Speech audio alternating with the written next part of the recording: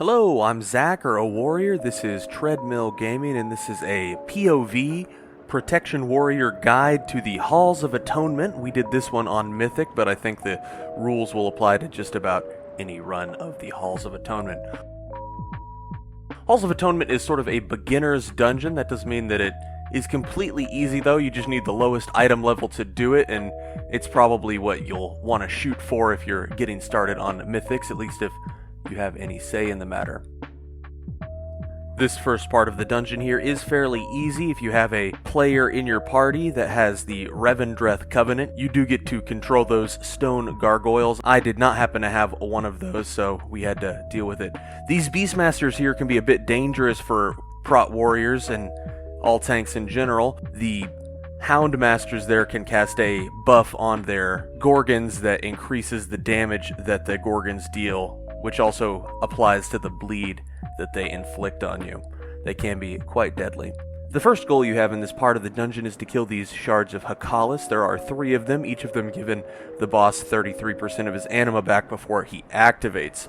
They aren't too difficult, but it is, if you can help it, better to fight them alone rather than with the mobs right in front of them. He casts an AoE shockwave that you might want to have your healer ready for, or maybe even pop a defensive on. It does party-wide damage that isn't insignificant. Other than that, it's just going right, then left to get all 3 of those shards in order. They are all on this little platform. I think a lot of these mobs are just a numbers check to make sure that you are capable of fighting things on this level, make sure that you're geared up and strong enough to really contend with these mobs. Make sure that your healer can heal through AoE damage.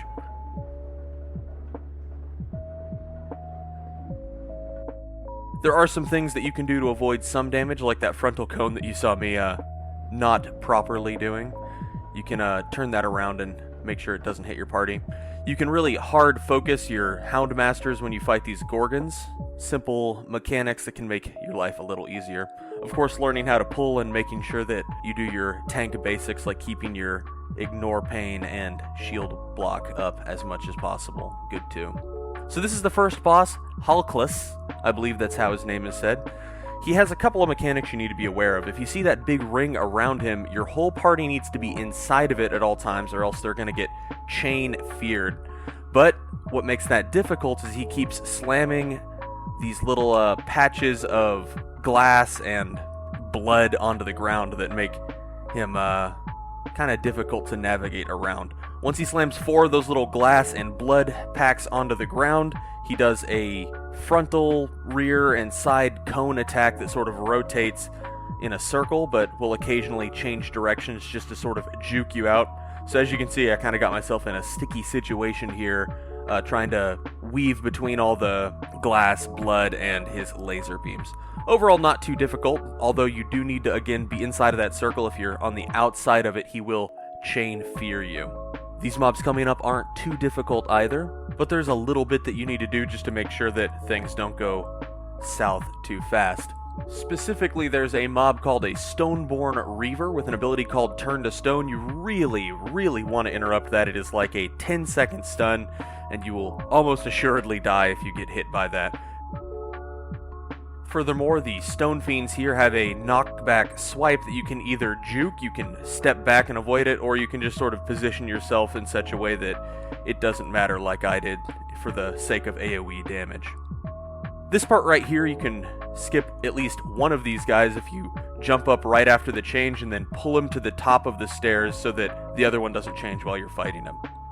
The next boss is Echelon. He is an interesting and probably the most challenging fight numbers-wise. On Mythics, it's probably where you're going to want to bloodlust. He'll summon these little ads now and again, and when he does, you're going to want to pull them all together and burn them down as fast as possible. You want them burned down in a pile if you can help it, because his next mechanic, he does a stone-shattering crush. We'll see that here now. He targets a random player, and then everybody is turned into stone. You want that circle to be around as many of those stone-formed gargoyle mobs as you can possibly get, because when he stone smashes on top of them while they're stone, it destroys them permanently. Otherwise, we're just going to get more and more little ads, making this fight more and more difficult as it goes, to the point that you can't survive it any longer. Another thing to watch out for is he makes these little blood pools, so you want to try and not be in the middle of the room, at least if you can help it. When he does his stone-shattering strike, the entire party gets stunned after a couple of seconds, so you want to try and juke it, move out of it, or you want to use someone with a curse fix to clear the stone. I've often joked that this next pull is actually more difficult than the entire boss right before it. You have two of those Houndmasters with their Gorgons. I especially don't like this pull because the Houndmasters will jump all over the place, making it kind of hard to pile everybody up. This next room isn't imminently difficult, but I do find it a little easier to pile everybody together if you use the old around the corner trick, at least if you have any control over the pull. Try and walk straight down the middle to avoid pulling any of the gargoyles, but almost definitely one of your teammates will do so. So it might be better just to jump in and grab one right from the start anyway. Alright, up next we have High Agicator, Elise. High Agicator Elise is a blood mage of some sort, and she has a couple of mechanics that the DPS has to worry about, honestly, a lot more than you do.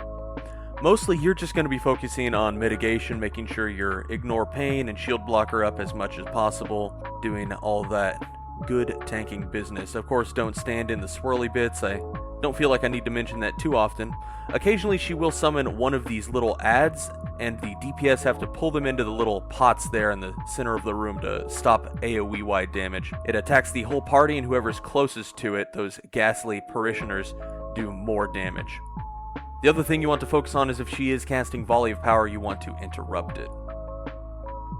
This next room can be a little bit tricky, but not too hard, honestly. As you can see, there are lots of tormented souls at all these pews. You have to kill all those tormented souls before the mini-boss here will stop healing.